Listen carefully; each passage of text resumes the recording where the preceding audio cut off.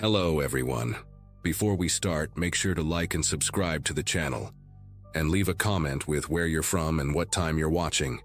That way, YouTube will keep showing you stories just like this one. Now, let's begin. I need everyone here to understand something before I tell you what happened that night in October. I'm a rational person. Always have been. I work as a dental hygienist. I balance my checkbook. I don't believe in conspiracy theories or ghosts or any of that. But what happened in my house was real, and the police reports can back me up on every detail. My son Jamie and I had been living in that old farmhouse on Willow Creek Road for about 8 months, just the two of us after my ex-husband moved to Colorado. The place was perfect for what I could afford. 2 stories, white paint peeling off the wooden siding, surrounded by cornfields that went on forever. The isolation didn't bother me. After years of fighting and yelling, the quiet was actually therapeutic. Jamie was 6, just started first grade, and he loved having all that space to run around after school. The changes in the house started so gradually that I'm embarrassed how long it took me to piece things together. First week of October, I came home from work and found one of the kitchen chairs turned completely backwards, facing away from the table. Not just pulled out like Jamie might do when climbing up, but deliberately turned around. I asked him about it while I was making spaghetti, and he just shrugged, said he'd been at school all day, which of course he had. Mrs. Foster had kept him after for reading group until I picked him up at 4. Then there was the basement door situation. I'm obsessive about keeping it locked because the stairs are steep and there's no railing. But 3 times that week I found it standing open, not wide open, just unlatched and pushed in about 6 inches, enough to see the darkness beyond. The bathroom window really got under my skin though. It's this small window on the first floor, painted shut when we moved in. I'd spent an entire Saturday afternoon with a putty knife and WD-40 getting it to open because the bathroom needed ventilation. After all that work, I always made sure to lock it. The latch was tricky. You had to push down hard while sliding it to the right. But that Friday, I came home to find it open about 4 inches. The white lace curtain my mother had given me sucked halfway through the gap, fluttering like something trying to escape. Jamie was at his friend Tommy's house that afternoon. I stood there staring at that window for probably 5 minutes, trying to remember if maybe I'd opened it that morning and forgot. But I knew I hadn't. The weather had been cold all week, frost on the grass every morning.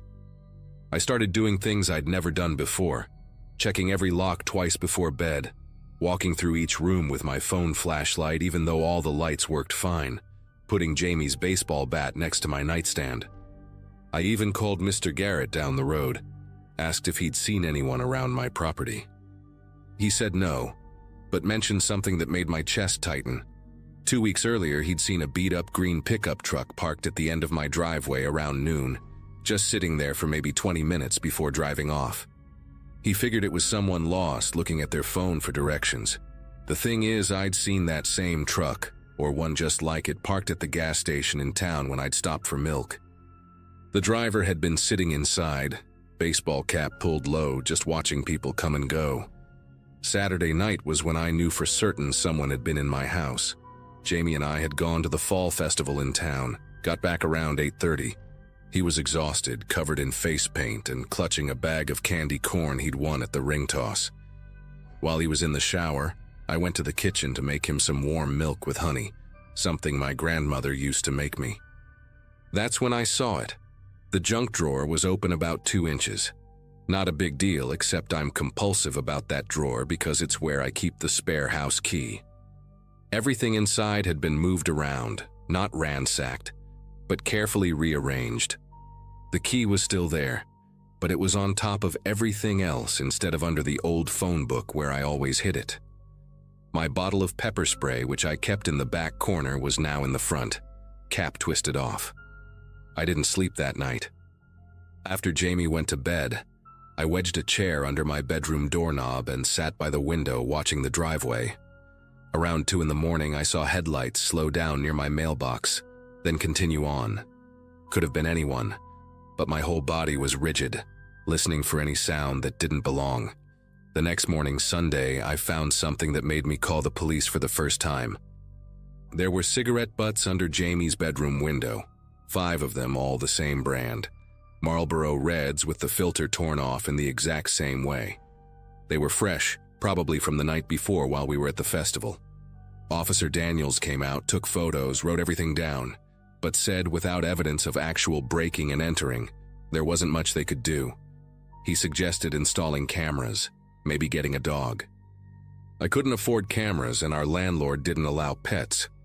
Monday came and went without incident, which somehow made me more nervous. I kept Jamie home from school, told them he had a stomach bug. We spent the day in the living room watching cartoons, me pretending to fold laundry while actually watching the windows. I'd already decided we were going to stay at my sister's place in Indianapolis for a few days, just until I could figure something out. But she couldn't come get us until Wednesday because of her work schedule, and I didn't have money for a rental car. Tuesday morning, I dropped Jamie at school like normal. I couldn't miss another day of work without risking my job. All day at the dental office, I kept checking my phone, expecting something, though I didn't know what. Dr. Morrison noticed I was jumpy, asked if everything was okay. I just nodded, kept cleaning instruments, tried to focus on the familiar routine of sterilization protocols and inventory sheets. That Tuesday evening is burned into my memory with a clarity that makes me nauseous even now, 2 years later. I picked Jamie up from after-school care at 4:30, stopped at McDonald's for dinner because I couldn't stand the thought of cooking in that kitchen with all those windows.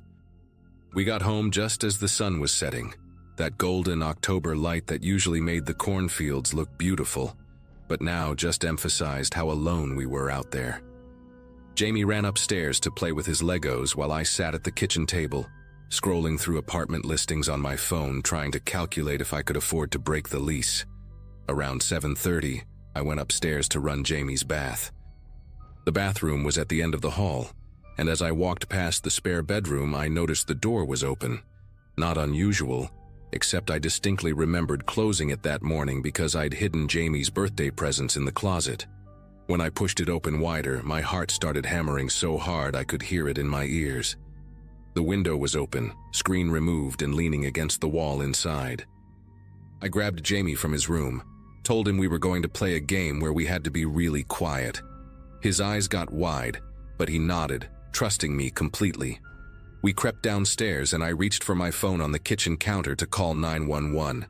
That's when I heard it. The floorboards in the living room creaking in that specific way they did when someone stepped on the 3rd plank from the wall. The sound was deliberate, slow, like someone testing their weight. My phone was in my hand, but when I looked at the screen, there was no signal.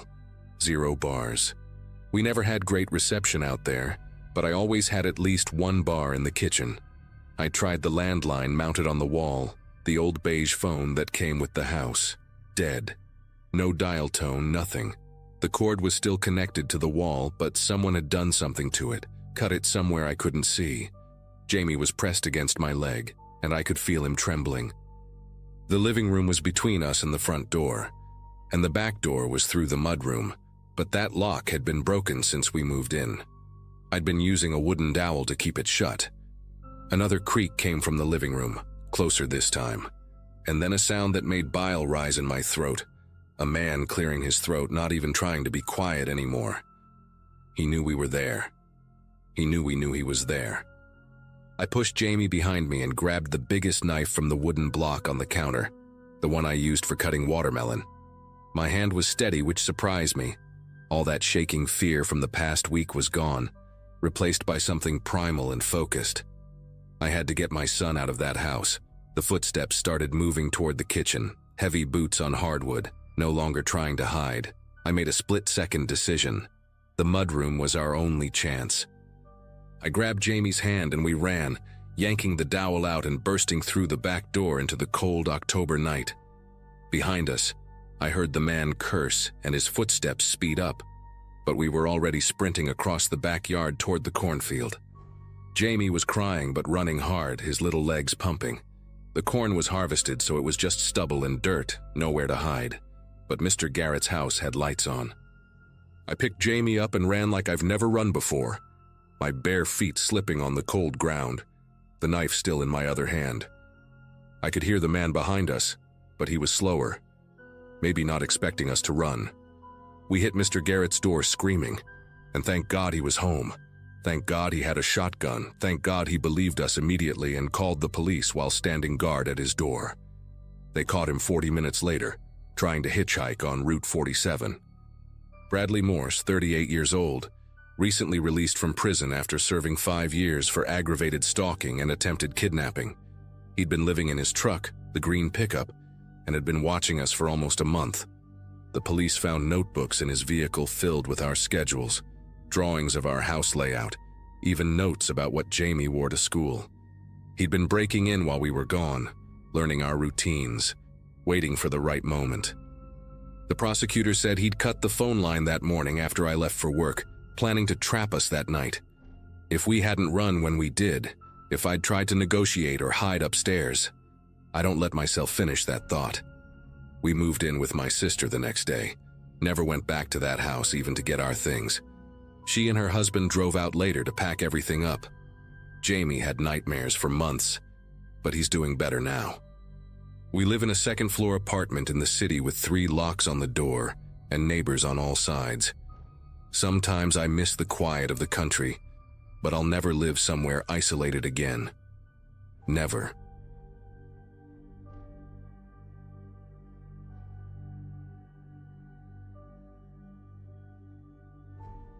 The thing about living in a small town is that everyone thinks they're safe.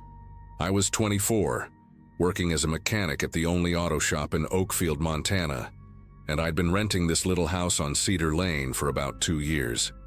It sat right where the neighborhood ended and the woods began, maybe a quarter mile from my nearest neighbor, old Mr. Hawkins, who ran the hardware store. I'd chosen it specifically because after spending all day dealing with customers and their broken-down trucks, I liked coming home to peace and quiet. That Wednesday in early November, I'd gotten home around 7 after fixing a particularly stubborn transmission on a Ford F-150, eaten leftover pizza, watched some TV, and crashed hard around 11. My bedroom was at the back of the house facing the woods, and I always slept with the window cracked because I liked the cold air and the sound of wind through the pines. I woke up to a sound that didn't belong. It wasn't loud or sudden. That's what made it worse. It was this careful, deliberate clicking noise, metal on metal, coming from the direction of my kitchen. My brain, still foggy from sleep, tried to make sense of it. Maybe it was the heater kicking on, or the refrigerator doing that weird thing it sometimes did. But then I heard the doorknob turn, slow and controlled, followed by the faintest squeak of hinges. My back door was opening. The digital clock on my nightstand showed 2:47 a.m. in those angry red numbers. And I remember thinking how strange it was that I could see them so clearly when my heart was pounding hard enough to blur my vision. Someone was in my house. Not breaking in. They'd already done that part. They were inside, moving through my kitchen with a confidence that made my mouth go dry. For a split second, I tried to convince myself it was Mr. Hawkins. The old man had a spare key from when I'd had the flu last winter, and he'd brought me soup and medicine. Maybe something was wrong. Maybe there was a fire nearby or some kind of emergency. But Mr. Hawkins would have called first, or at least knocked. And he definitely wouldn't be creeping around at almost 3 in the morning. Then I saw the light, a thin beam of white cutting through the darkness of my hallway, sweeping left to right like whoever was holding the flashlight was checking each room. That's when I heard the second set of footsteps. There were 2 of them. My bedroom door was open just a crack, and through it, I could see that flashlight beam getting closer, accompanied by the soft shuffle of boots on my hardwood floor. They weren't trying to be silent anymore. They knew exactly where they were going. I grabbed my phone from the nightstand, but my fingers were clumsy and thick with panic. The screen seemed impossibly bright in the darkness, and I fumbled to dial 911. But before I could even unlock it, I heard one of them speak. "Check the back room first," the voice said, low and rough, but clear enough that I knew it wasn't anyone from town. It had this flat, emotionless quality that made my chest tighten. They were maybe 10 feet from my bedroom door now. I could hear them breathing, could hear the creak of leather, gloves or jackets, I couldn't tell. That's when I saw them through the crack in my door. Two figures in black ski masks, both carrying flashlights, both moving with this practiced efficiency that told me they'd done this before. The taller one had something in his other hand that caught the light. Might have been a knife, might have been something else, but I wasn't about to wait to find out. My window was still cracked open from earlier, and I knew I had maybe 3 seconds before they pushed open my bedroom door. I rolled out of bed as quietly as I could, staying low, and grabbed the baseball bat I kept leaning against my dresser, a leftover from my high school days that I'd never gotten around to storing properly. Thank God for lazy habits.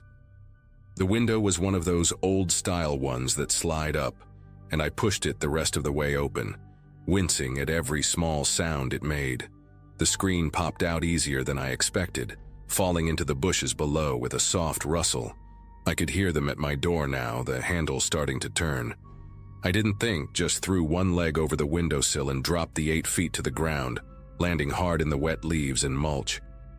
My ankle twisted slightly, sending a sharp pain up my leg, but adrenaline is a hell of a drug. I was already running before I fully registered that I was outside, barefoot, in nothing but sweatpants and an old Metallica t-shirt, the November air hitting me like a wall of ice. Behind me, I heard shouting from inside my house. They'd found my empty bed. A flashlight beam shot out through my bedroom window, sweeping across the backyard, and I pressed myself against the side of the house, trying to control my breathing. The beam passed over the spot where I'd been standing just seconds before. Then I heard the back door slam open, the same door they'd come through, and boots hitting the wooden deck. "He went out the window," one of them called out, and there was something in his voice that sounded almost amused. "Circle around." He couldn't have gotten far. That's when it hit me. They weren't panicking, they weren't scrambling or arguing about what to do next. They had a plan for this too. These guys had thought through what would happen if I ran, which meant they'd been watching me, studying my routines, knowing I lived alone and that my nearest neighbor was too far away to hear me if I screamed. The woods behind my house suddenly seemed like my only option. I knew those trails better than anyone. I'd been hiking them since I moved in, sometimes taking my morning coffee out there on weekends. But running through them barefoot in the dark was going to be a nightmare. I didn't have a choice. I could hear one of them coming around the left side of the house while the other took the right. They were going to trap me in the backyard if I didn't move now. I sprinted toward the tree line, my feet immediately finding every sharp rock and broken stick in the yard. The second I hit the woods, branches started tearing at my shirt and face. I couldn't use the main trail, too obvious, so I crashed through the underbrush, trying to remember where the old deer path branched off. Behind me, I heard them enter the woods, their flashlights creating crazy shadows through the trees. They were maybe 30 yards back, but they had boots and lights while I was stumbling blind through thorns and fallen branches. That's when I remembered the old hunting blind about a half-mile in. It belonged to whoever owned this land before it got subdivided, and most people didn't even know it existed. If I could make it there, I could hide, maybe wait them out until dawn. But as I changed direction toward where I thought it was, I heard something that made my whole body go cold with a different kind of fear. One of them was talking on a phone. "Yeah, he's heading northeast through the woods," the voice said, casual as if he was giving directions to a pizza delivery guy. "Have them ready at the access road. No, we'll flush him out. Give us 10 minutes. There were more of them. They had people waiting at the road that ran along the far edge of the woods. This wasn't just two guys breaking into my house. This was a whole operation, and I was the target. My mind raced trying to figure out why. I was just a mechanic. I didn't have enemies, didn't owe anyone money, didn't know any secrets worth knowing. Then it clicked, and the realization hit me harder than any branch had. 2 weeks ago, I'd worked on a car that came in late, after hours. The owner had called the shop directly, offered cash, said it was urgent. It was a black SUV with out-of-state plates, and the guy wanted me to fix a damaged undercarriage. Said he'd hit a deer. But when I got under there, I found more than just impact damage. There was blood, human hair caught in the metal, and what looked like fabric from clothing. I should have called the cops right then, but the guy was standing right there watching me work, and something about his dead eyes told me to keep my mouth shut. I fixed it, took the money, and tried to forget about it. But I'd made a copy of his license plate on the work order, following shop protocol. The paperwork was still in my toolbox at the garage. Maybe they knew I had it. Maybe they thought I'd already talked to someone. Either way, they were here to tie up a loose end, and that loose end was me. I could hear them getting closer, their flashlights sweeping methodically through the trees. My feet were bleeding now, leaving a trail they could probably follow even without a bloodhound. The hunting blind was still too far, and with people waiting at the road, I was being herded like an animal. Then I remembered something else. The old storm drain that ran under the woods, part of the town's flood control system from the 60s. The entrance was near here, hidden behind a cluster of fallen trees from a storm last spring. It would be tight, dark, and full of God knows what, but it came out near the elementary school on the other side of town. I changed direction again, trying to move quieter now, using the sound of the wind to mask my footsteps. The drain entrance was right where I remembered, a concrete tunnel mouth about 4 feet high, half hidden by dead branches and leaves. The metal grate that should have covered it had rusted away years ago. I could hear water running inside, probably runoff from the recent rains, but it didn't sound deep. I didn't hesitate. I dropped to my knees and crawled inside, immediately hitting ankle-deep water that was so cold it took my breath away. The concrete was slimy with algae or something worse, and the smell was exactly what you'd expect from decades of stagnant water and dead leaves. But I kept moving, trying not to think about what else might be in here with me. The tunnel was pitch black after the first few feet, and I had to feel my way forward with my hands, touching things I really didn't want to identify. Behind me, I heard muffled voices at the entrance. "The blood trail leads here," someone said. Then a flashlight beam penetrated the darkness, reaching maybe 20 feet into the tunnel before the curve blocked it. "He went into the drain," the voice called out. "No way, you want to follow him in there?" Another voice answered. There was a pause, then, "Call the others. Tell them to watch the outlet by the school. We'll wait here." They thought they had me trapped, but they didn't know about the maintenance junction about 200 yards in where the tunnel split into 3 directions. I kept crawling, my knees scraping against the rough concrete, the water getting deeper as I went. At one point, something brushed against my leg, probably a rat, but I bit down hard to keep from yelling.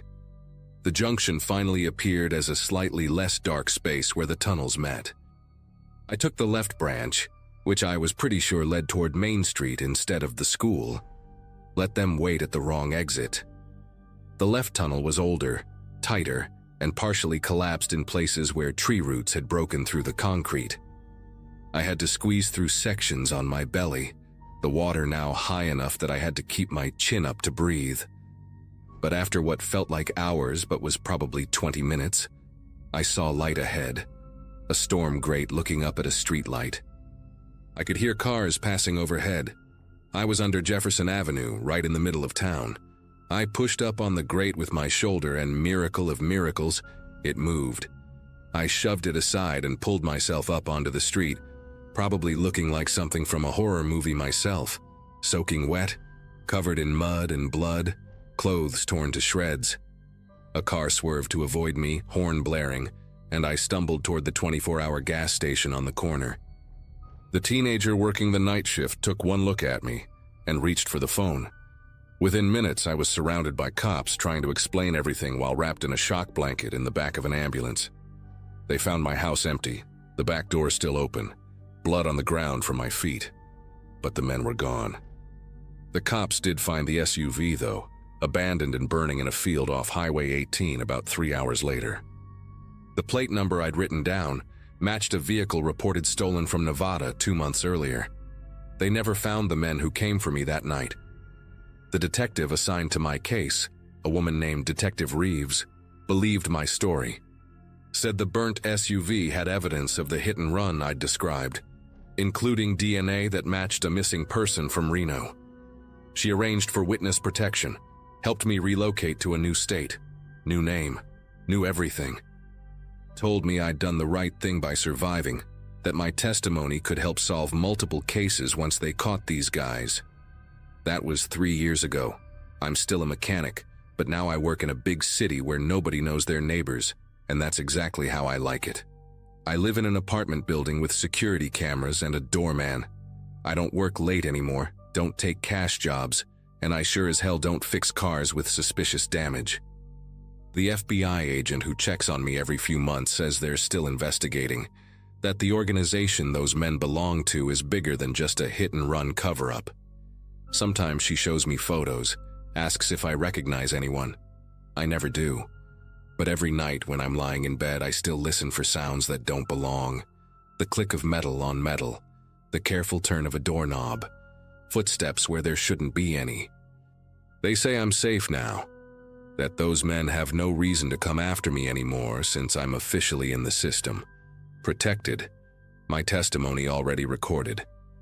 But sometimes I wonder if they're out there, waiting, watching, knowing exactly when I'll be alone and when no one will hear me if I need help. Because that's the thing about predators who hunt in packs. They're patient and they never forget.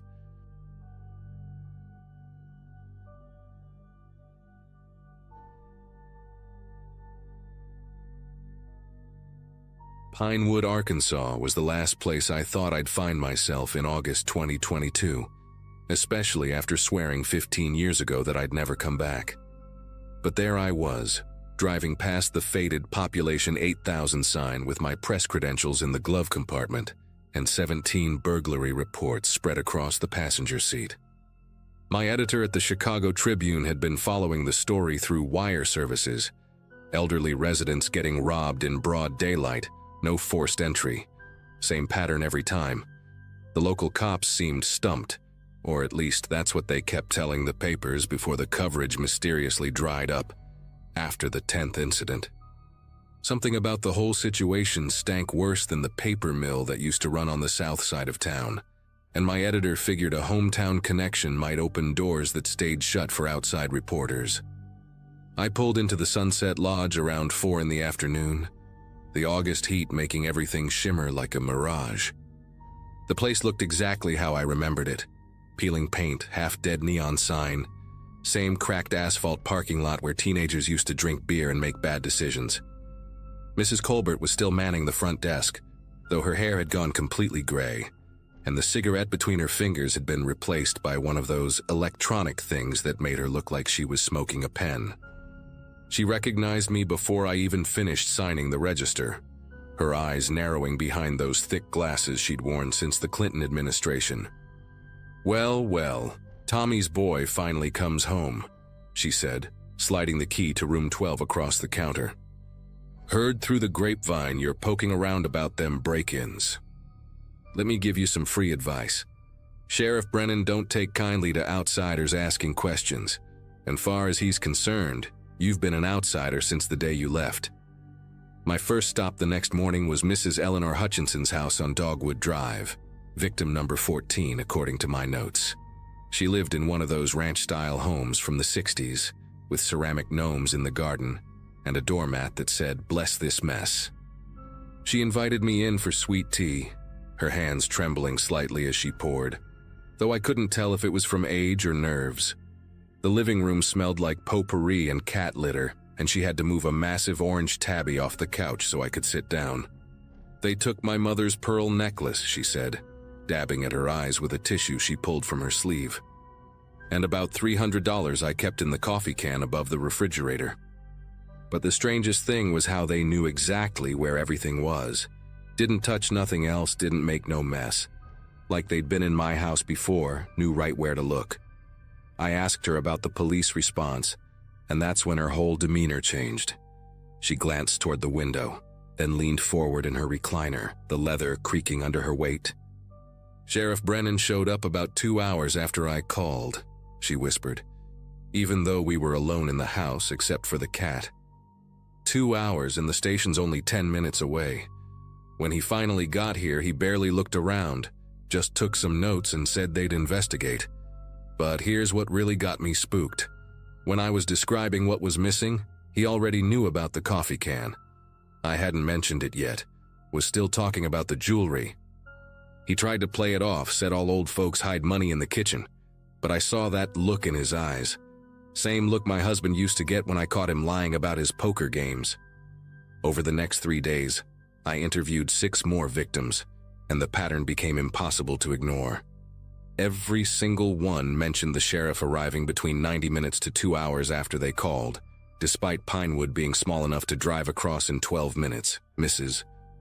Gladys Newcomb on Elm Street said she actually drove to the station herself after waiting an hour, only to find Brennan's patrol car parked out back, while the deputy at the desk insisted he was out on a call.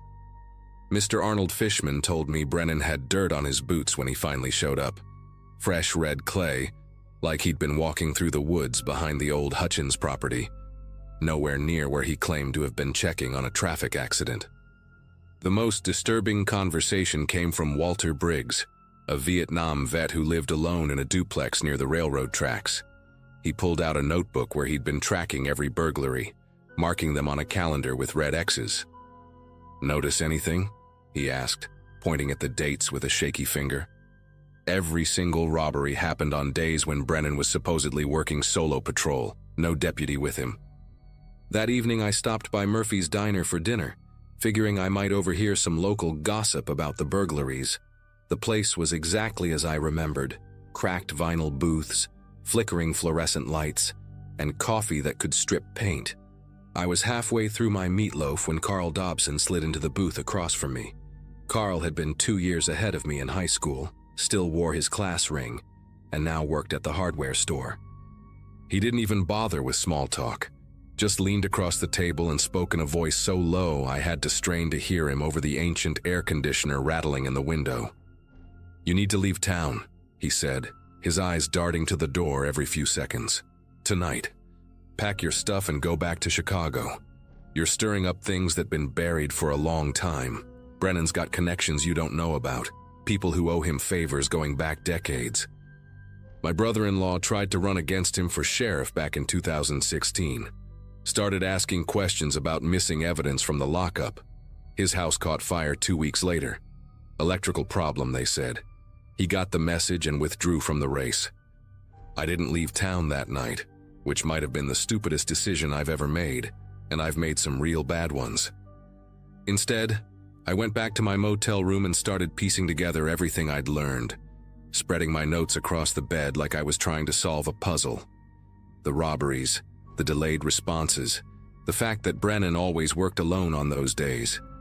It all pointed to something, but I needed more proof than suspicious timing and red clay on boots. Around 11 o'clock, I heard a car engine outside, that distinctive rumble of a Crown Victoria that every cop car in America seemed to have. I pulled back the curtain just enough to peek out, and there it was. Brennan's patrol car, parked across the street with its lights off, engine running. I could see the outline of someone in the driver's seat, the orange glow of a cigarette occasionally lighting up their face. They sat there for 45 minutes, never moving, never getting out, just watching my room. The next morning, I woke up to find my rental car's back left tire slashed, a clean cut that couldn't have been from road debris.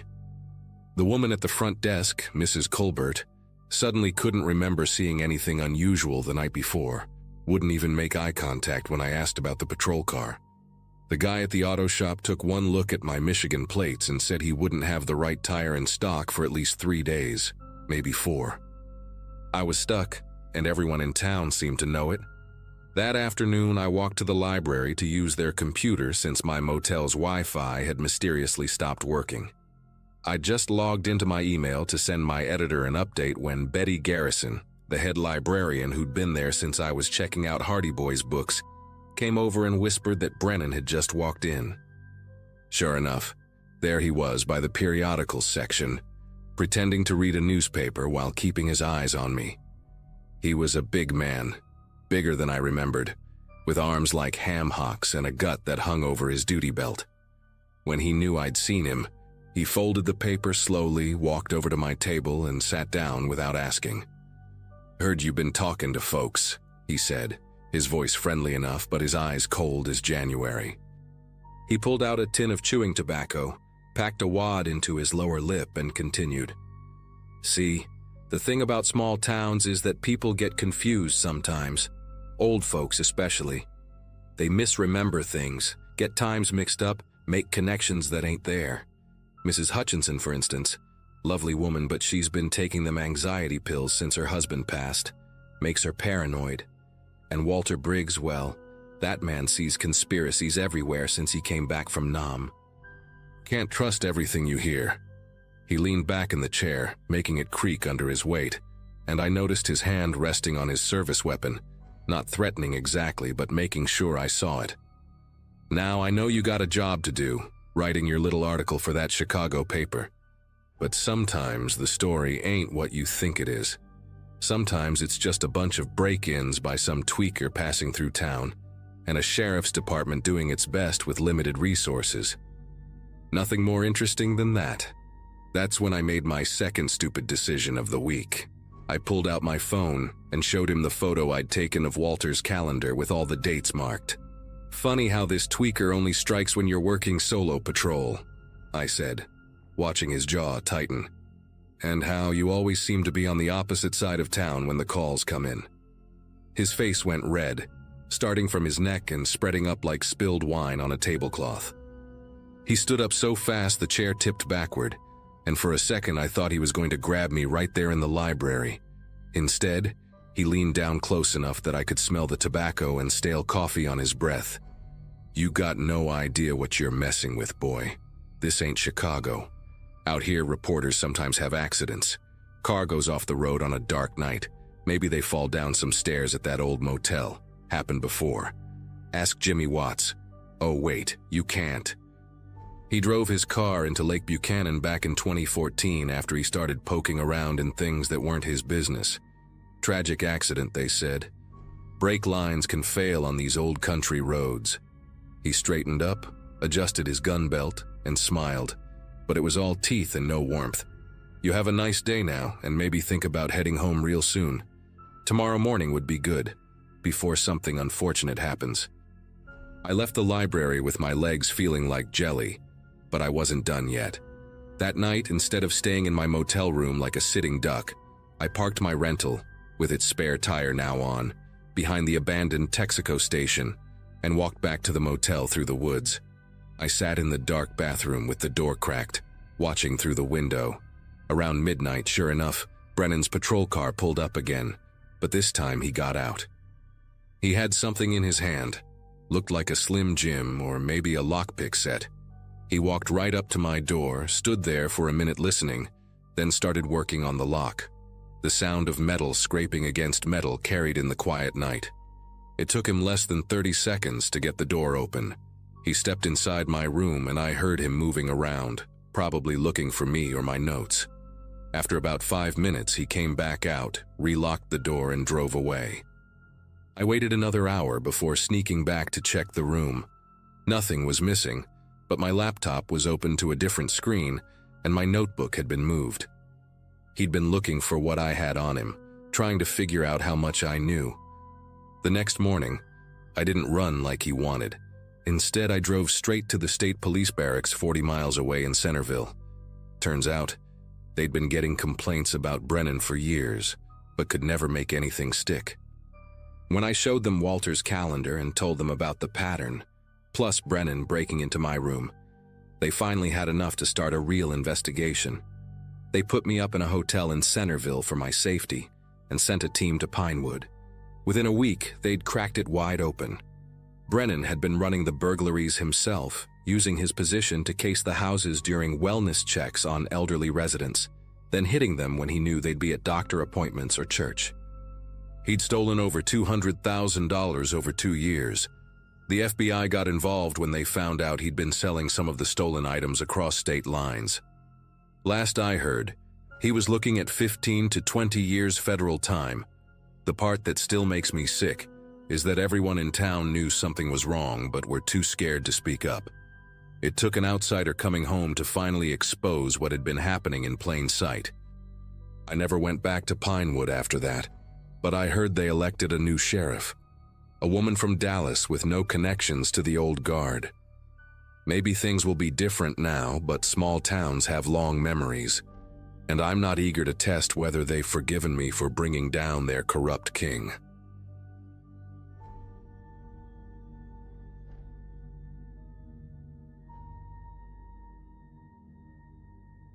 "40 minutes outside of Riverside, right off Highway 22, there's this diner that became my second home for about 2 years. At 23, pulling double shifts most days to save up for nursing school wasn't exactly my dream job, but it paid the bills. Nothing special about the place.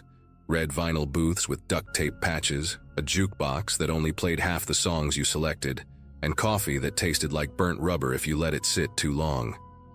But the tips were decent, especially from the truckers who rolled through at all hours, and my manager Frank let me study during the dead periods between lunch and dinner.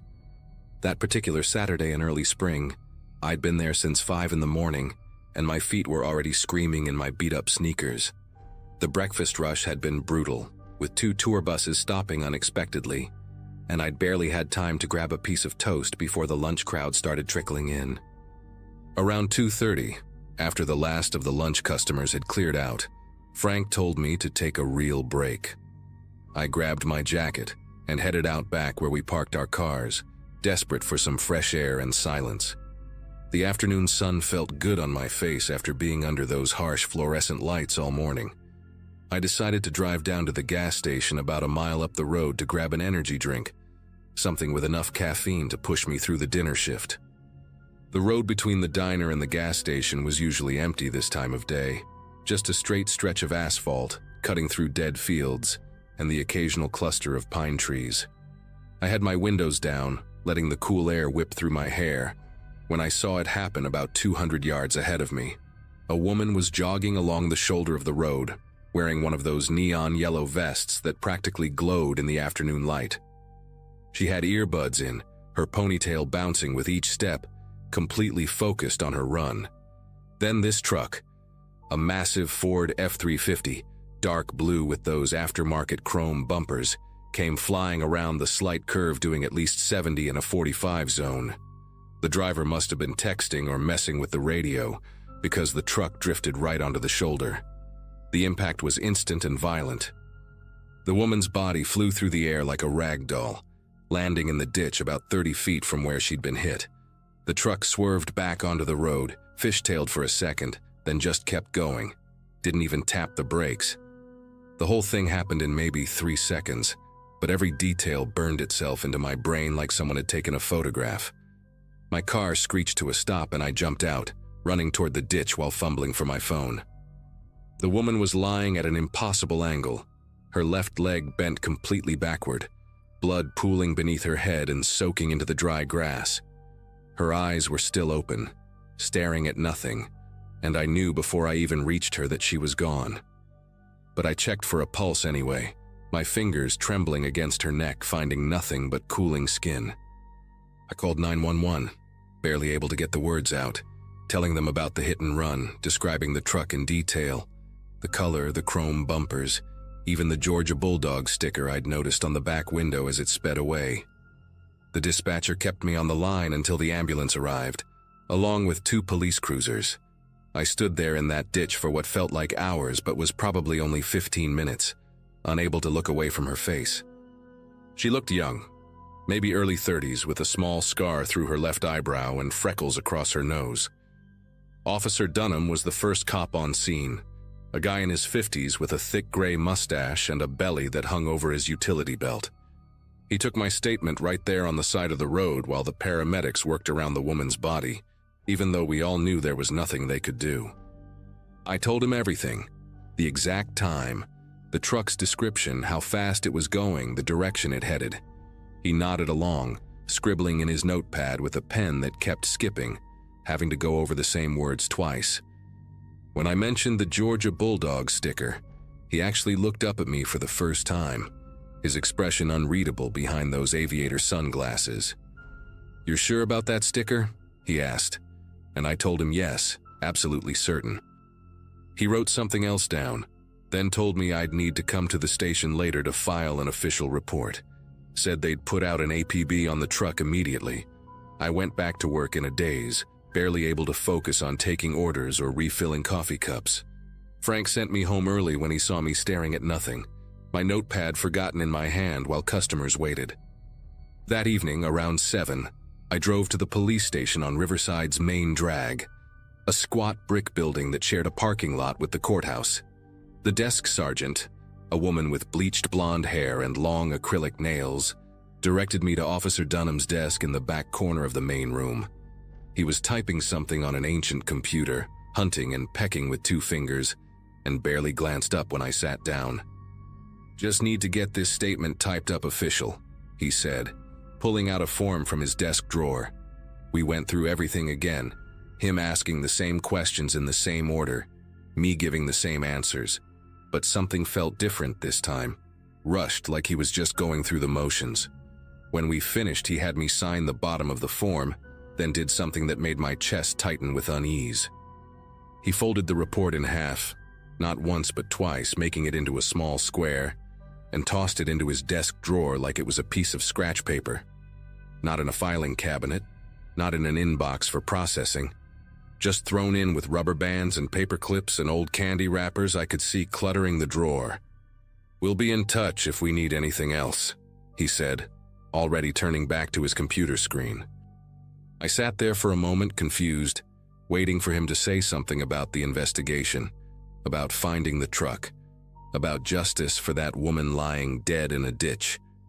But he just kept typing, those 2 fingers clicking away at the keyboard like I wasn't even there anymore. I left feeling like I'd swallowed a rock, this heavy wrongness sitting in my gut. For the next 3 days, I checked the local news obsessively, waiting to see a report about the hit and run, about police searching for a dark blue F-350. Nothing. Not a single mention. I even called the station twice, asking for updates, and both times got transferred around until someone told me Officer Dunham would call me back. He never did. I couldn't stop thinking about that woman's face, those freckles, that scar through her eyebrow. She had to have family, friends, people wondering where she was. On my lunch break that Wednesday, I drove past the spot where it happened, half expecting to see flowers or a cross or something marking where she died. The shoulder was clean, like nothing had ever happened there. Even the blood in the grass was gone. Whether washed away by the rain we'd had or cleaned up by someone, I couldn't tell. Friday afternoon, I had to run to the bank to deposit my tips from the week. The branch was on the other side of town, past the police station, and I took the back route to avoid the lunch traffic on the main road. That's when I saw it.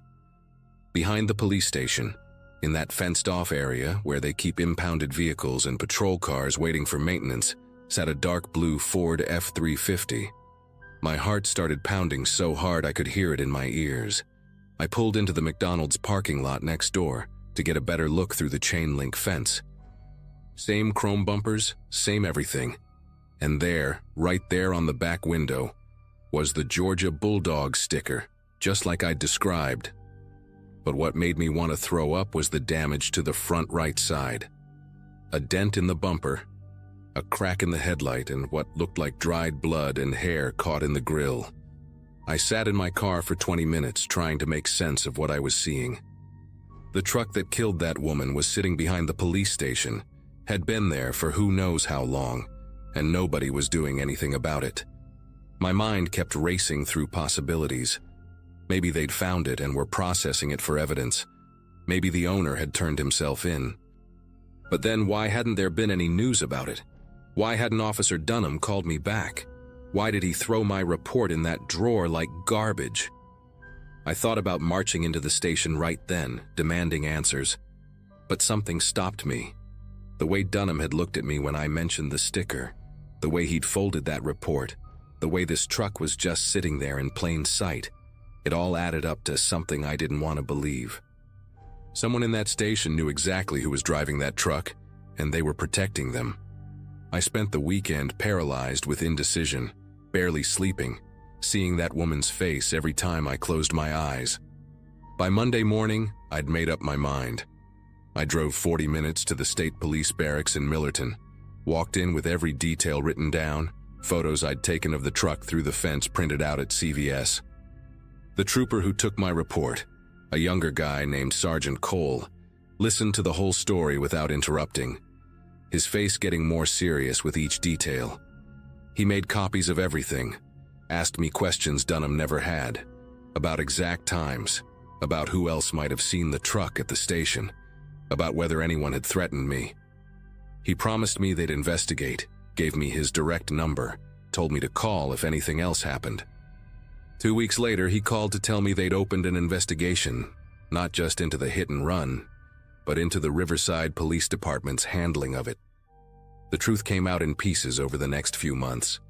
The truck belonged to Officer Dunham's nephew, a kid named Brandon, who'd already had 2 DUIs knocked down to lesser charges. The woman who died was Anna Shelton, a nurse from 2 towns over, who'd been training for a marathon.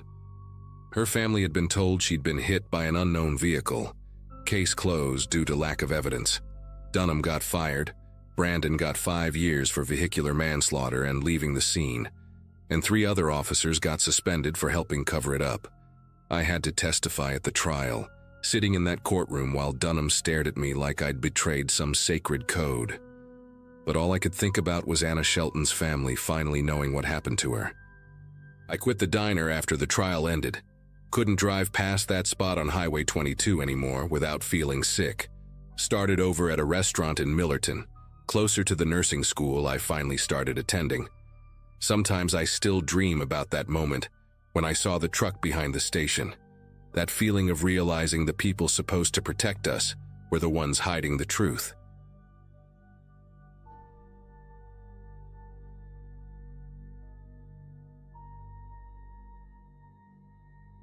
I'd been living in that little yellow house for exactly 2 weeks when the Richardsons moved in next door.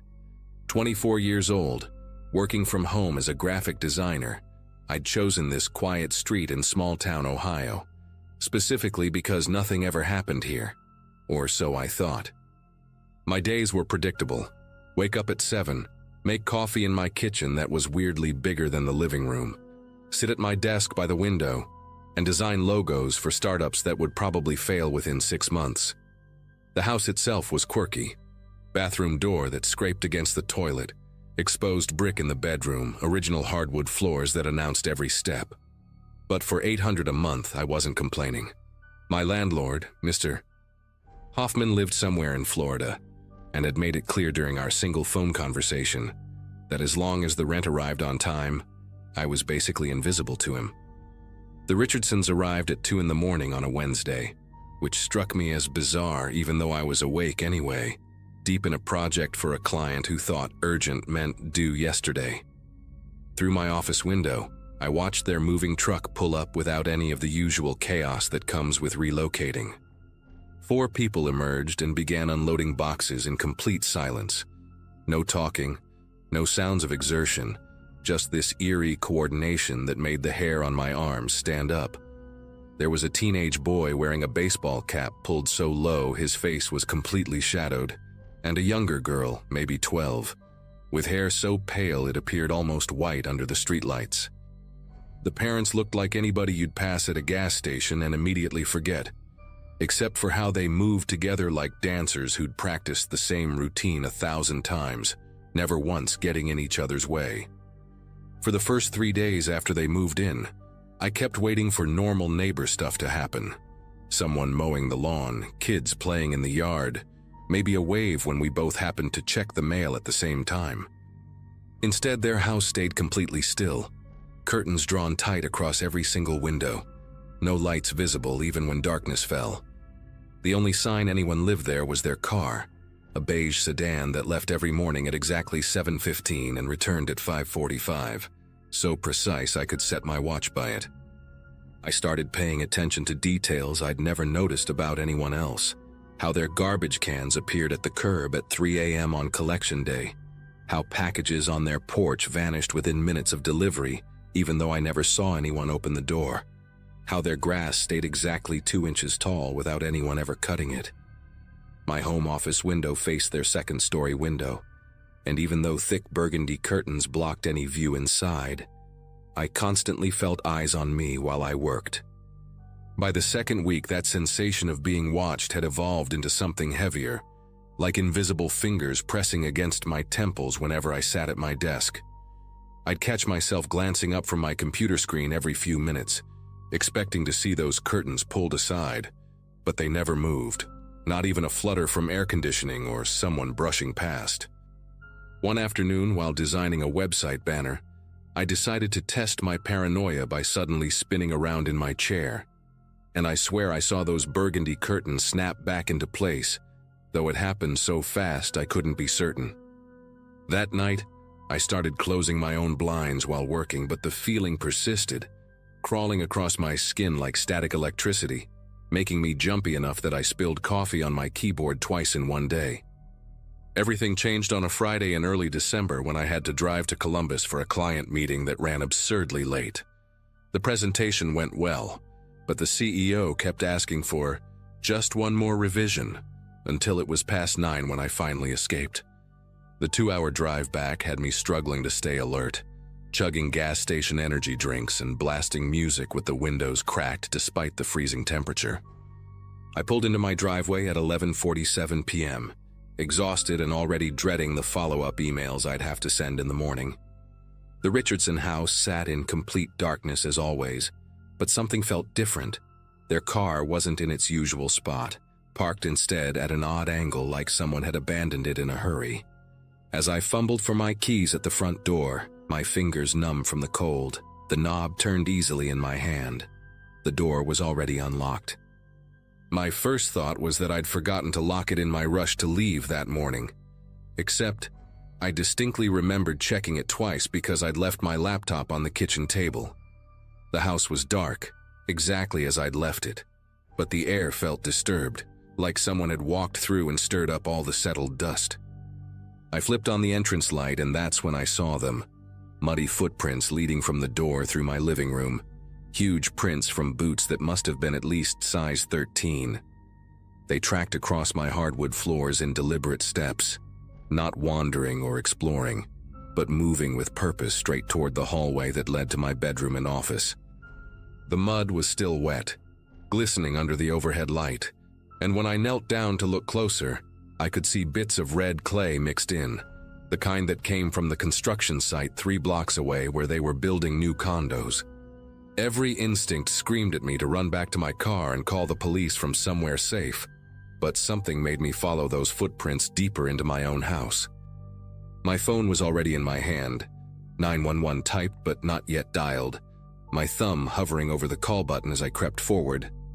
The tracks led to my office, where they stopped abruptly at my desk chair, which had been turned to face the window, the exact window that looked directly at the Richardson house. My computer was still there, untouched, but my notebook where I sometimes sketched design ideas was open to a page I hadn't used yet. Someone had drawn something on it with my own pencil. A detailed floor plan of my house, every room labeled correctly, including notes about things only someone who'd been inside would know. Squeaky floorboard here, bathroom door sticks. Keeps coffee maker on kitchen table. At the bottom, in handwriting so perfect it looked printed, were the words, "You watch us, we watch you." The moment I read those words, I heard it, the faint sound of footsteps above me in my attic, a space I'd never even accessed because the pull-down ladder was painted shut. The ceiling creaked in a rhythm that suggested someone pacing back and forth, waiting, and then suddenly stopped directly over where I stood. My whole body went rigid as I heard the attic access in the hallway begin to scrape open, paint cracking and falling in little white chips onto the carpet below. I didn't wait to see what would come down. I bolted through my front door and ran to my car, calling 911 as I drove away. The dispatcher kept asking me to slow down and explain clearly. But how could I explain that someone had been living in my attic? Someone who knew my house better than I did. Someone who'd been watching me as closely as I'd been watching that darkened house next door. The police found him 40 minutes later.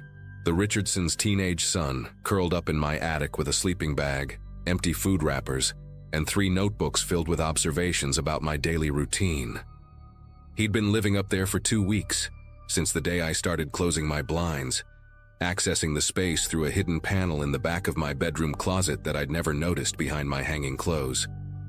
The officers said he'd created a small hole in the ceiling, positioned perfectly to watch my office through a gap in the insulation, and had been coming down at night while I slept to use my bathroom and take food from my kitchen. The boy, whose name was Nathan, didn't resist or try to run. He just sat there with this blank expression while the officers cuffed him, never saying a word even when they asked him direct questions. His parents arrived within minutes, standing in my front yard without any visible emotion, and his mother said only one thing to me: "He likes to understand how people live." The truth came out in pieces over the following days through police reports and neighborhood gossip. The Richardsons had moved 7 times in 3 years, always after Nathan became too interested in someone nearby. He wasn't violent, the detective assured me, just obsessive about studying people, learning their patterns until he could predict their every move. The family lived in darkness to avoid drawing attention, keeping Nathan calm by removing stimulation, but I'd become his new fixation the moment I'd shown interest in their strange behavior. They'd found similar setups in previous towns, hidden cameras in vents, detailed logs of neighbors' activities, and twice before evidence he'd been living in crawl spaces or attics without anyone knowing. The detective said it was the most sophisticated surveillance by a 17-year-old he'd ever seen. Showed me photos of the notebooks where Nathan had written things like, "Subject orders Thai food when stressed, Tuesday, Thursday," and "Checks window at 3:17 p.m. daily after coffee break." I couldn't stay in that house another night, so I packed what I could fit in my car and crashed at a motel for 3 days while I processed what had happened. The violation went deeper than just the physical intrusion. This kid had documented my entire life, knew when I cried after phone calls with my ex, knew which mug I used for coffee versus tea, knew that I sang badly to 80s music while doing laundry on Sundays. The Richardsons disappeared before Nathan's court date, leaving the rental next door abandoned with rent still paid through the month, and the prosecutor said this was their pattern. They'd never stayed for legal proceedings, just vanished and started over somewhere else.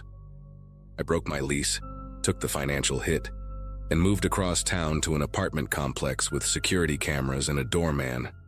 But for months afterward, I'd find myself checking closets for hidden panels, running my hands along ceilings for tiny holes, wondering if someone was cataloging my new routines in another notebook somewhere. 6 months later, I got a letter forwarded from my old address with no return label, just my name written in that same perfect handwriting from the note on my desk. Inside was a single sheet of paper with one line: "You were the most interesting one." I turned it over to the police, but they said without a postmark or any identifying information, there was nothing they could do.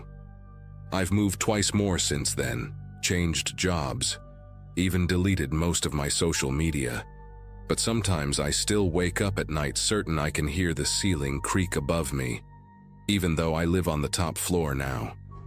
The detective called me last month to say they'd arrested Nathan in Michigan, living in a family's walls this time, with 17 notebooks full of observations, and when they asked him why he did it, he said he was practicing to become a writer, that the best characters come from real people, and that I'd taught him the most about fear.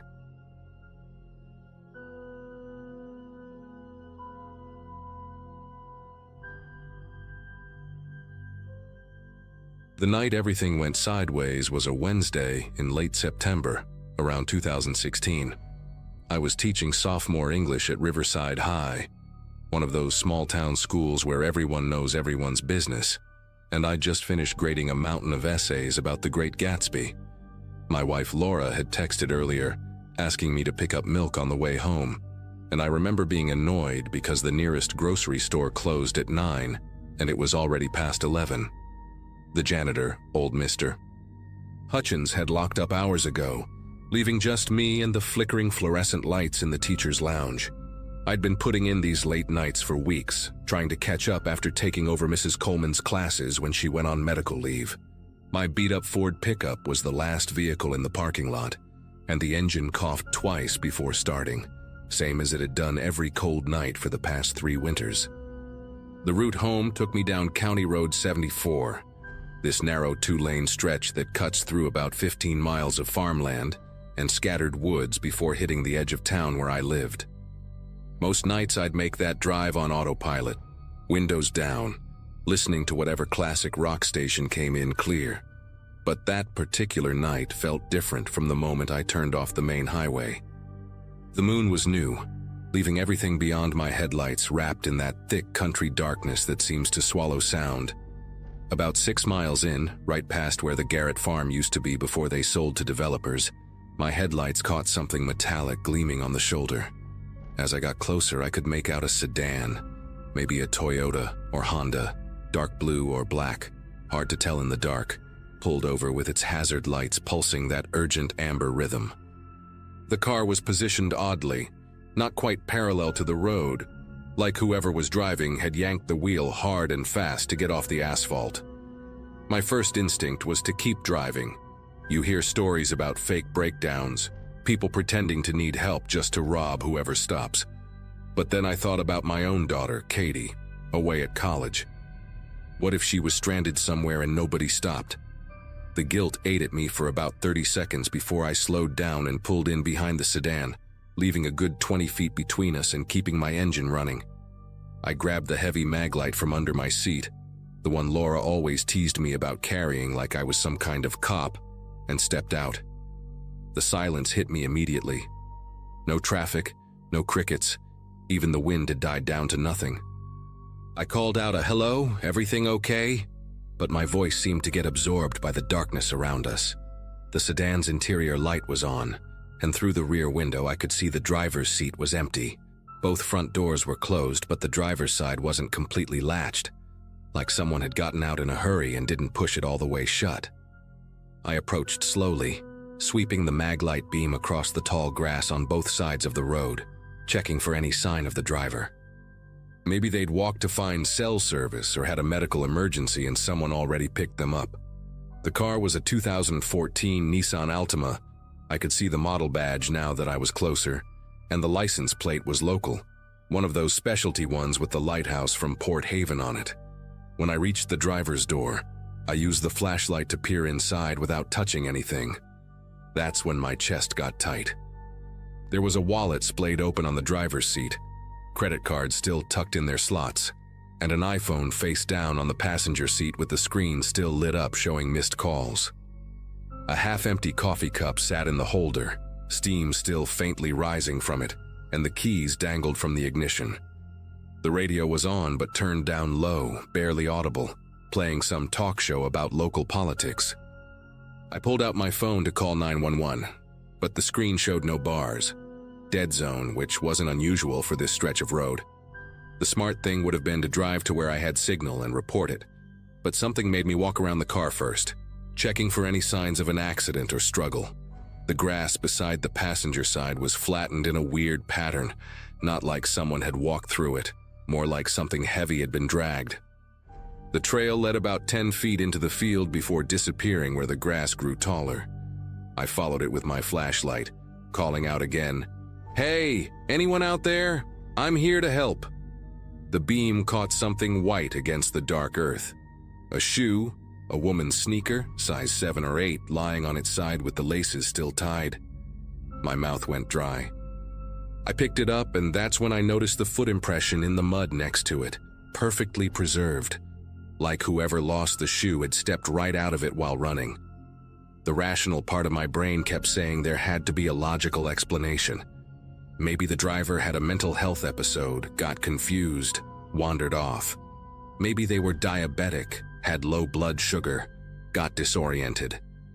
But the scene didn't add up. Why leave the wallet and phone? Why only one shoe? I walked back to my truck and grabbed the emergency kit from behind the seat, then returned to the Altima.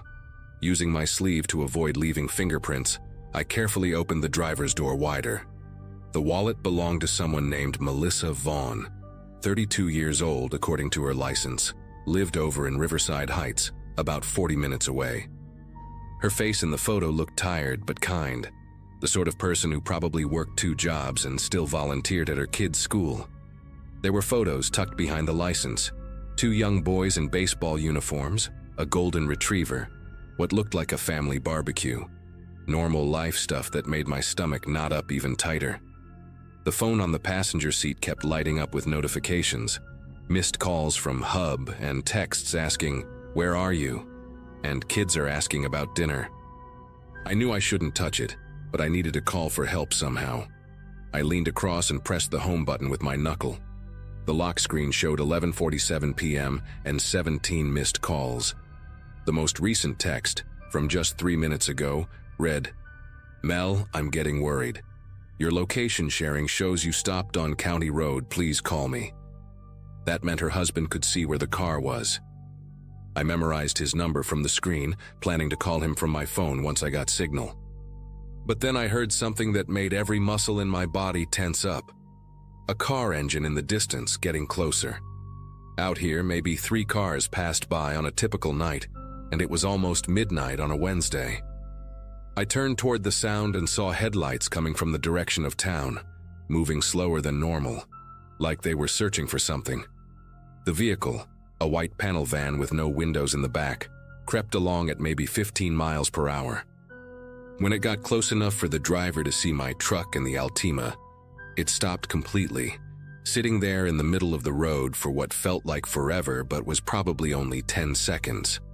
I raised my hand in a wave, trying to look friendly and normal, but the van didn't move. I couldn't see through the windshield with their headlights blazing, but I had the distinct feeling I was being studied, evaluated. Then, without warning, the van's engine revved and it sped past us, accelerating hard enough that I heard the tires squeal slightly on the asphalt. I watched the taillights disappear around the bend, and that's when I noticed something that made my scalp prickle. There was mud splattered on the van's back doors, fresh and wet, the same dark clay color as the soil where I'd found that shoe. My brain started connecting dots I didn't want to connect. I decided I'd seen enough. Whatever happened to Melissa Vaughn, I wasn't equipped to handle it alone out here in the dark. I jogged back to my truck, locked the doors, and drove fast toward town until my phone finally showed 2 bars near the old water tower. I pulled over and called 911, explaining everything to the dispatcher. The abandoned car, the wallet and phone, the shoe in the field, the strange van. She said units were on their way and asked me to wait there to guide them to the scene. While waiting, I called the number I'd memorized from Melissa's phone. Her husband answered on the first ring, his voice cracking when he said, "Mel?" I had to tell him it wasn't her, that I'd found her car, that police were coming. The sound he made when I mentioned finding her shoe. It wasn't quite a sob, more like all the air leaving his body at once. He kept asking if there was blood, if I'd seen any blood, and I told him no, which was true. But somehow that didn't seem to comfort either of us. 2 sheriff's deputies arrived about 20 minutes later, and I led them back to the scene. Except when we got to the spot where the Altima had been, where I knew with absolute certainty it had been parked, there was nothing. No car, no tire tracks on the shoulder, no flattened grass where I'd walked. Even the shoe I'd stupidly left sitting on the hood of the car was gone. The deputies looked at me like I was drunk or crazy, shining their flashlights around while I insisted this was the exact location. I knew this road like the back of my hand, right past the old Whitman property. There's the crooked fence post I'd noted as a landmark. One deputy asked if maybe I'd gotten confused in the dark, suggested maybe it was further up the road. But I knew. This was the spot. The other deputy called dispatch to verify my 911 call, and while he did, his partner found something. A single tire track in the soft shoulder, fresh, like something heavy had recently pulled over. But that was it. No other evidence that anything I'd described had happened. The deputies took my statement, wrote everything down, but I could tell they thought I'd either imagined it or was leaving something out. They said they'd check with the Vaughn family, run the plate number I'd remembered, but their tone suggested they were humoring me. I drove home in a daze, walked into my house at almost 2 a.m. to find Laura asleep on the couch with the TV still on. I didn't wake her. Instead, I sat at the kitchen table with a beer and tried to make sense of what I'd seen. The next morning, I called in sick to work, something I never did, and drove back out to County Road 74 in broad daylight. The spot looked different in the sun. Ordinary, just a stretch of road between fields. I parked and searched the grass where I'd found the shoe, but there was nothing. Not even the drag marks I'd seen so clearly the night before. The earth looked undisturbed, like it had been smoothed over. I drove into town and stopped at the sheriff's office, but the deputy at the desk said there was no missing person report for anyone named Melissa Vaughn, no abandoned vehicle report, nothing in the system at all from the night before except my call.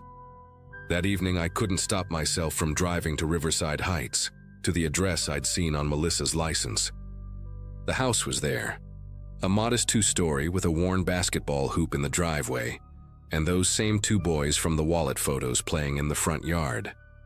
But when I knocked and asked the woman who answered about Melissa Vaughn, she looked at me blankly and said nobody by that name lived there, that she and her husband had been renting the place for 5 years. The boys called her Mom, and she looked nothing like the face I'd seen on that driver's license. I apologized for the confusion and left, but as I was walking to my truck, one of the boys, maybe 8 years old, tugged on my sleeve. He whispered, "She told us not to talk about the lady who came asking about our house yesterday. Are you with her?" When I asked what lady, his mother called him inside sharply, and they both disappeared behind the door. I heard the deadbolt turn. That was 3 years ago, and I still drive County Road 74 to get home, though I've never seen anything unusual again. But sometimes, on dark nights when I pass that spot, I slow down without meaning to, searching for hazard lights that aren't there.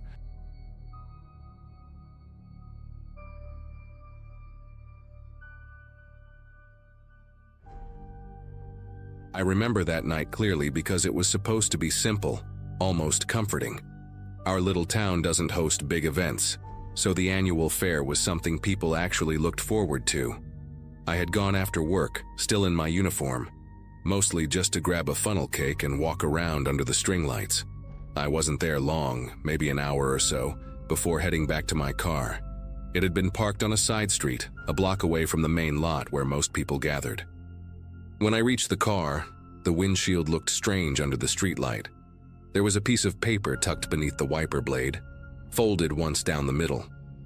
My first thought was that it was a church pamphlet or some coupon for a local business. I didn't think much of it until I slid into the driver's seat, set it on the passenger side, and actually opened it. It wasn't a flyer for anything. No logo, no design. Just a list written in neat, blocky handwriting.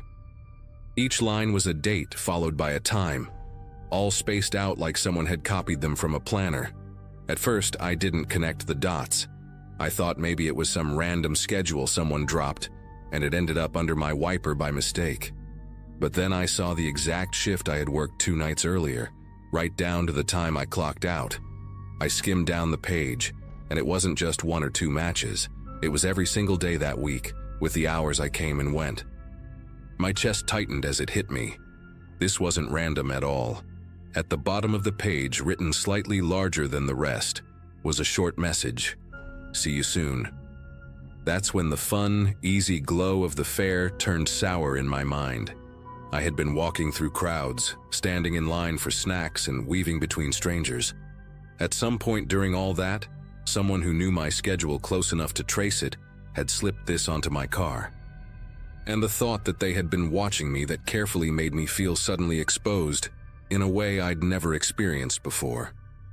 I sat in the car with the engine off for a good minute, reading the list again and again. My first instinct was to check the sidewalks around me, scanning the people drifting back from the fair. None of them were looking my way, but I couldn't shake the idea that whoever had written this might still be close enough to see my reaction. The paper felt heavier in my hands than it should have, like it carried more weight than just ink on a page.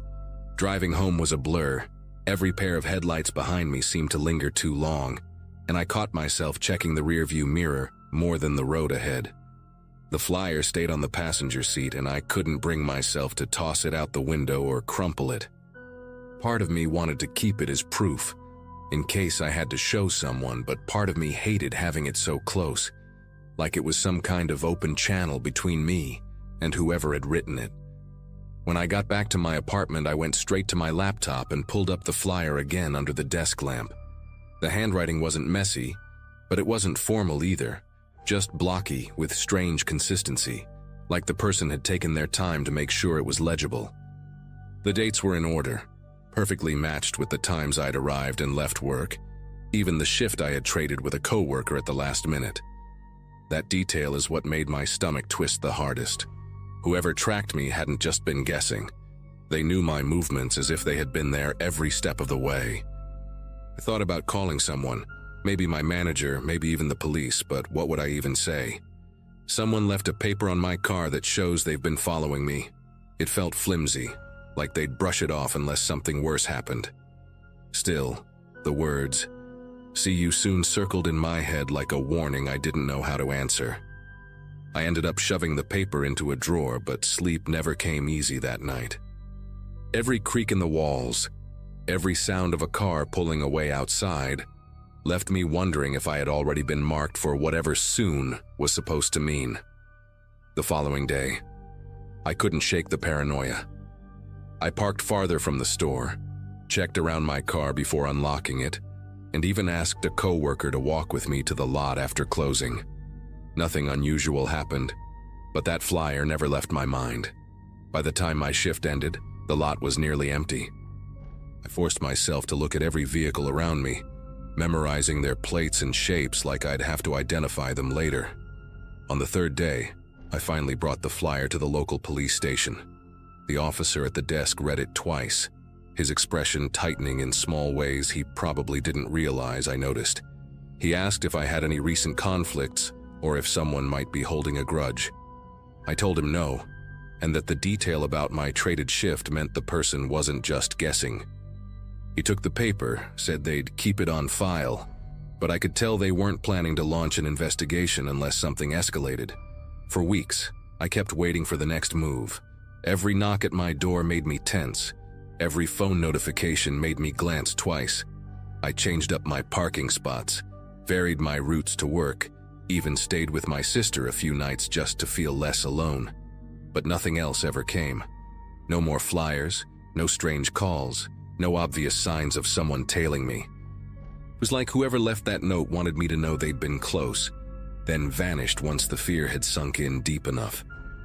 To this day, I still don't know what their goal was. Maybe it was meant as a threat, or maybe just a twisted way to get inside my head. Either way, it worked. I never went back to the town fair again, and I still glance at my windshield every time I return to my car.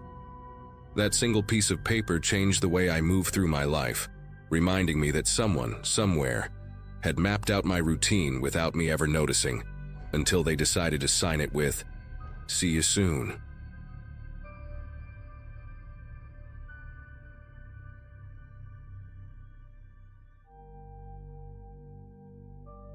Moving into that small town felt like stepping onto a stage where everyone already knew the script except me. I had just landed a new job at a modest accounting firm, and the place seemed quiet, predictable, and easy to adapt to. My apartment sat above a bakery that smelled of fresh bread every morning, and the rhythm of life was slower than anything I was used to. At first, it felt almost comforting. People waved on the street, asked where I was from, and seemed genuinely curious. But after only a week, a strange pattern started to creep into nearly every conversation I had. The first time it happened, I was grabbing a sandwich from a small diner near my office. The waitress, an older woman with sharp cheekbones and hair tied back so tightly it looked like it hurt, leaned in when I asked about places to explore. She chuckled and said, "Just don't go past the water tower after dark." I laughed politely, thinking it was some folksy warning meant as a joke, like telling newcomers not to whistle at night or they'll summon ghosts. I brushed it off. But then, 2 days later, my landlord said the exact same words as he fixed a leaky faucet in the kitchen. By the end of the month, I'd heard it at least half a dozen times.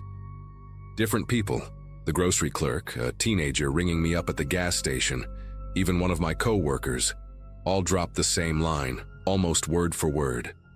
"Don't go past the water tower after dark."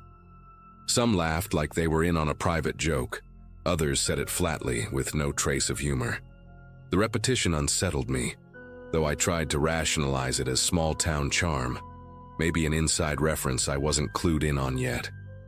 Still, I couldn't shake the feeling that I was being tested, like the whole town wanted to see how I'd react. Curiosity got the better of me, and one evening I walked out toward the tower just before sunset. The structure stood at the edge of town, rust streaking down its sides, its frame surrounded by dry weeds and a chain-link fence with holes patched badly with wire. I stood there for a few minutes, waiting for something, anything to happen. The silence pressed down on me, broken only by the distant hum of cicadas.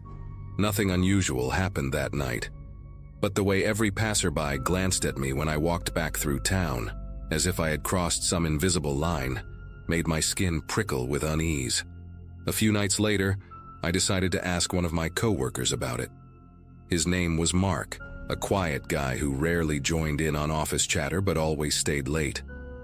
I casually brought it up while we were leaving together, joking about how everyone seemed to recycle the same line. For the first time since I'd met him, he actually paused mid-step. He didn't laugh or smile, he just said, "Some things are better left alone," and then walked off toward his truck without another word. That response lodged itself in my mind, replaying whenever I passed the tower on my commute. My curiosity turned into something heavier, not just interest, but this nagging need to understand. One Saturday, I went to the small public library downtown. The building smelled like dust and old carpet, the kind of place where time felt thicker. I dug into archived newspapers, flipping through local sections that barely covered more than bake sales and high school football games. There was nothing about the tower, not even a passing mention. But then, tucked inside a box labeled miscellaneous, I found photocopies of police incident summaries. The strange part was that none of them carried official stamps or case numbers. The reports described people, locals, drifters, even a traveling salesman, who had gone missing near the old tower over the span of nearly 3 decades. The wording was eerily similar in each one, as though whoever wrote them had copied from a template. Some included notes in the margins: "Family insists last seen by tower," or "Patrol car reported lights near structure." It was all informal, scribbled like reminders, not formal documentation. My pulse quickened as I realized these were never filed as official cases. It felt like stumbling across something I wasn't supposed to read. When I left the library that evening, the town looked different. The streets were emptier than usual, and I noticed how the tower loomed from nearly every angle, like it had been waiting for me to notice it properly. I drove home with the windows up, glancing at the structure whenever it broke the horizon. That night, I couldn't sleep. The creaks of my apartment felt louder, and every time headlights swept across my blinds, I expected them to stop, to park outside. I kept hearing that same line echoing in my mind, except now it didn't feel like a joke anymore. It felt like a warning. The next evening, I drove out toward the tower again, this time after dark. The road leading there was barely lit, cracked asphalt swallowed by weeds. When I parked near the fence, the air felt heavier, like the stillness itself had weight. I switched off the engine and sat for a minute, the metal frame of the tower creaking faintly in the night air. I thought about the reports, about the people who never made it back. My gut told me to leave, but something deeper told me I had already gone too far to just turn around. As I stepped closer, I noticed faint markings on the fence, carved into the metal posts. Initials, dates, crude symbols. Some looked fresh, others rusted over with time. I pressed my hand against the cold wire, and for a split second, I could have sworn I heard movement beyond the tower, like footsteps in gravel. But the lot was empty, and when I turned my flashlight that way, nothing reflected back except weeds and dirt. Still, the sound lingered in my ears long after it had gone. I went home shaken, but determined to put this obsession to rest. The following day, I visited the sheriff's office under the pretense of asking about neighborhood safety.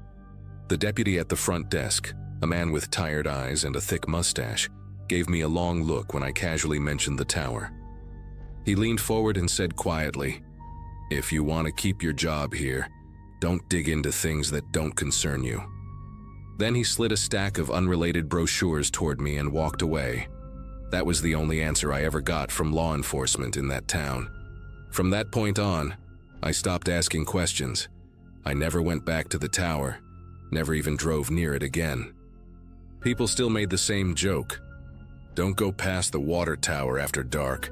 But I learned to smile and nod, pretending it didn't bother me. Inside, though, I carried the weight of those reports and the silence that surrounded them. I don't know if the warnings were superstition, ritual, or something darker, but I know one thing. I listened. And maybe that's why I'm still here to tell the story.